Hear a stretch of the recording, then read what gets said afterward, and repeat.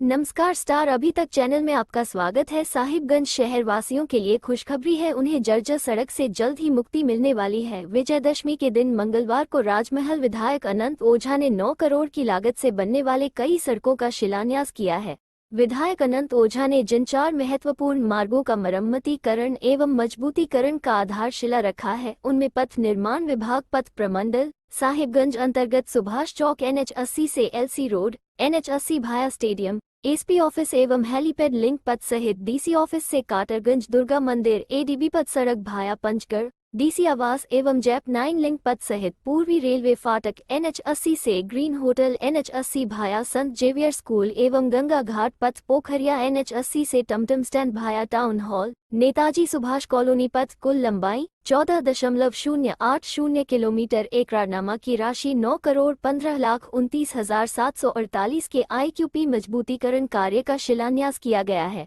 इस संबंध में विधायक अनंत ओझा ने बताया कि कई वर्षों से शहर की सड़क बदहाल स्थिति में थी, वो लगातार प्रयास कर कार्य का शिलान्यास करने में सफल रहे हैं। उन्होंने कहा कि इसके अलावा मिर्जा चौकी से बंसकोला तक राष्ट्रीय उच्च पथ 80 का द्वितीय फेज में कार्य कराया जाएगा, उसे स्वीकृत कर लिया गया है। आज उन्होंने सबसे बड़ी घोषणा करते हुए कहा कि राजमहल से मानिकक के बीच शीघ्र ही गंगा नदी पर पुल निर्माण की प्रक्रिया शुरू होगी। इस दिशा में कार्रवाई जारी है। वो लगातार केंद्रीय मंत्री एवं राज्य सरकार के संपर्क में है। पश्चिम बंगाल सरकार की ओर से किसी प्रकार का रिस्पांस नहीं मिलने के कारण इसमें देरी हो रही है, लेकिन उन्होंने कहा कि शीघ्र ही राजमहल से मानिकक के बीच गंगा पुल की प्रक्रिया पूरी कर ली जाएगी। उन्हें उम्मीद है कि उनका मेहनत रंग लाएगा। इस संबंध में और क्या क्या उन्होंने नई योजना के संबंध में बताया, चलिए जानते हैं उन्हीं से। रिपोर्ट प्रवीण कुमार, स्टार अभी तक साहिबगंज।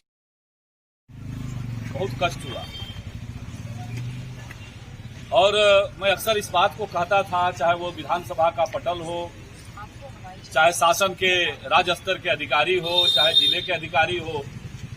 मैं निरंतरता से बात कहता था कि इस जिले से माननीय मुख्यमंत्री जी आते हैं, इस जिले से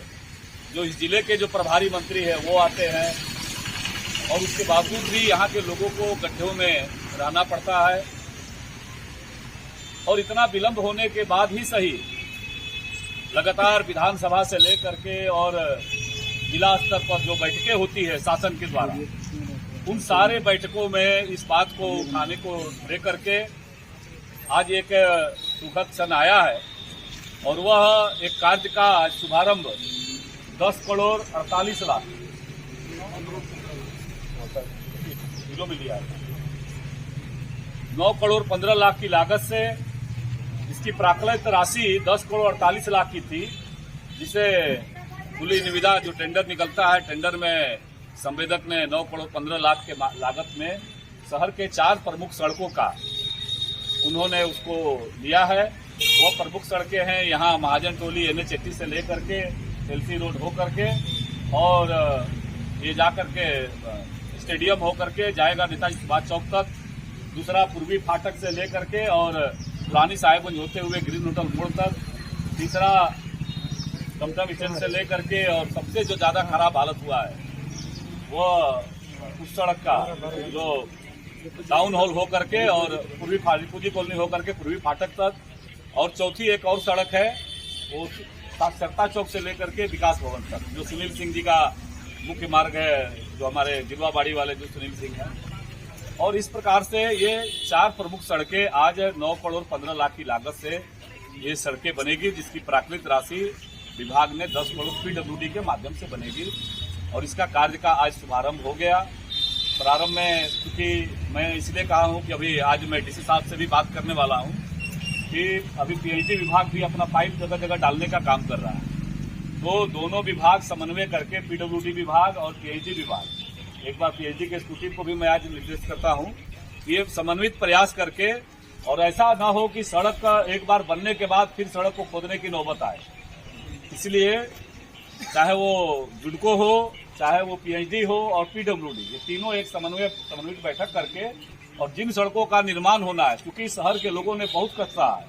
कष्ट इतना है कि मुझे और किसी को लगता है कि नहीं लगता है, लेकिन मुझे जनप्रतिनिधि होने के नाते मुझे लगता है कि लोगों ने अपना भाग्य एक जनप्रतिनिधि के हवाले जनता करती है, तो जनप्रतिनिधि के कंधे पर यह दायित्व रहता है कि वो अपने लोगों को अधिक से अधिक सुविधा उपलब्ध करा सके। और इस नाते मैं आज भी कहता हूं कि इसीलिए मैंने प्रारंभ में क्षमा मांगा कि ये थोड़ा विलंब हुआ, विभाग को पहले करना चाहिए था, लेकिन चलो देर से ही सही, एक बार तीनों विभाग साहेबगंज का काम प्रारंभ होने दीजिए। मैं राजमहल को लेकर के भी करूंगा और मुझे खुशी है आज देश के यशस्वी सड़क परिवहन राजमार्ग मंत्री आदरणीय नितिन गडकरी जी ने मेरे पत्र के आलोक में आज राजमहल को लेकर के भी प्रक्रिया काफी आगे बढ़ा चुके हैं। मैं क्योंकि लोग कहता है कि भाई आप हर बात अखबार में क्यों नहीं डाल देते हैं, मीडिया में क्यों डाल देते हैं, तो मेरे पास NHAI का भी पत्र है और माननीय नितिन गडकरी जी ने भी जो पत्र दिया है उस पत्र का अंतिम लगातार विधानसभा, चूंकि मुझे जनता ने विधानसभा के लिए चुना है। अब कई लोग कहते हैं कि तो भारत सरकार से होना है, तो एक जनप्रतिनिधि जिस सदन का चुना जाता है, जिस सदन का हिस्सा रहता है, वह अपनी आवाज, जनता की आवाज उसी सदन में उठाने का काम करेगा।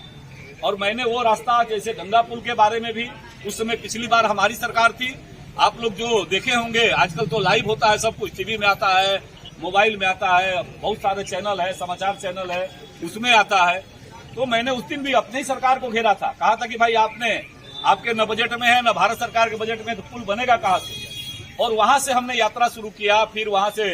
विधानसभा से पारित करके फिर भारत सरकार के पास, माननीय नितिन गडकरी जी के पास कई बार मैं मिला और लगातार सबके सामूहिक प्रयास से उस समय की जो सरकार थी, आदरणीय आज के राज्यपाल हो गए रघुवर दास जी, हमारे सांसद, सभी लोगों के प्रयास से आज वो सपना पूरा हुआ। उसी तरह से राजमहल को लेकर के भी हमने सदन में आवाज उठाया, सदन से प्रस्ताव पारित कराया। प्रस्ताव पारित करने के बाद माननीय केंद्रीय मंत्री नितिन गडकरी जी से मिला और कई राउंड की बात के बाद अंत में आज इस बात पर है कि अंतिम पत्र झारखंड सरकार के प्रधान सचिव को भी NHAI ने भेजा है और हमें भी सूचना दिया है कि पश्चिम बंगाल के मानिकचक से लेकर के मालदा का जो सड़क है वो स्टेट हाईवे के अंदर आता है और स्टेट हाईवे को NHAI में ट्रांसफर करने को लेकर के उनको पत्र भेजा गया है। बंगाल सरकार ने अभी तक कोई रुचि नहीं दिखाई है और मुझे विश्वास है कि जिस दिन उन्होंने साफ साफ लिखा है कि जिस दिन वो बंगाल सरकार NHAI को दे देगा तो रोड इंफ्रास्ट्रक्चर डेवलपमेंट फंड के माध्यम से हम राजमहल से मानिकचक का गंगा पुल का निर्माण काम प्रशस्त करेंगे। यह बात माननीय नितिन गडकरी जी ने दिया है और यह बात NHAI का जो चेयरमैन है उन्होंने भी जो पत्र दिया है उस पत्र में उन्होंने सूचित किया है। यहाँ भी NHAI के अधिकारी है, उनको कंसल्टेंट बहाल करने का निर्देश हो गया था, लेकिन चूंकि बंगाल सरकार ने उसमें रुचि नहीं दिखाई इसलिए अभी मामला वो नहीं रहा। फिर मैंने विधानसभा में दोबारा प्रश्न किया और विधानसभा के माध्यम से मैंने कहा इस बात को कि राज्य सरकार जो पूर्वोत्तर क्षेत्रीय विकास परिषद होता है, पूर्वोत्तर क्षेत्रीय विकास परिषद की बैठक में राज्य सरकार अपने स्टेट एजेंडा के रूप में उसको रखे। उसमें बंगाल गवर्नमेंट भी रहती है, उसमें झारखंड गवर्नमेंट है, बिहार गवर्नमेंट है, उड़ीसा गवर्नमेंट है। ये एक फोरम है, उस फोरम में आप उस रोड को NHAI को ट्रांसफर करने के लिए दीजिए। तो ये मैं मीडिया के साथियों के माध्यम से राजमहल क्षेत्र की जनता को, साहेबगंज जिले की जनता को, संथाल पटना की जनता को मैं इस बात को जरूर आग्रह करता हूं कि माननीय नितिन गडकरी जी ने और यशस्वी प्रधानमंत्री नरेंद्र भाई मोदी जी के नेतृत्व में आज देश के इंफ्रास्ट्रक्चर को डेवलप करने की दिशा में ये प्रयास चल रहा है और आने वाला समय में निश्चित रूप से जिस दिन बंगाल सरकार सहमति दे देगी वो उस दिन वो मालदा से मानिकचक से मालदा का भी गंगा पुल का निर्माण काम प्रस्तुत हो जाएगा। मैं इसलिए इस बात को कहता हूं कि जिसको काम नहीं करना है वो 10 बहाने हो सकता है, लेकिन अगर काम करना होगा, नियत अच्छी है, नीति अच्छी है, तो निश्चित रूप से दुनिया में कोई काम असंभव नहीं होता है। प्रयास अपना रखना है। आज अंततोगत्वा शहर के मुख्य मार्ग महाजन पट्टी से लेकर LC रोड होते हुए स्टेडियम होते हुए सुभाष चौक तक, दूसरा फेज ग्रीन होटल से लेकर के पुरानी साहेबगंज किदवई पथ होते हुए तक, तीसरा फेज साक्षरता चौक से लेकर विकास भवन के पीछे बड़ा पचकर होते हुए समाहरणालय तक और चौथा फेज टमटम स्टैंड से लेकर रिफ्यूजी कॉलोनी होते हुए पूर्वी फाटक तक यह रोड का शिलान्यास कार्यक्रम में माननीय विधायक में है। हम सभी उनका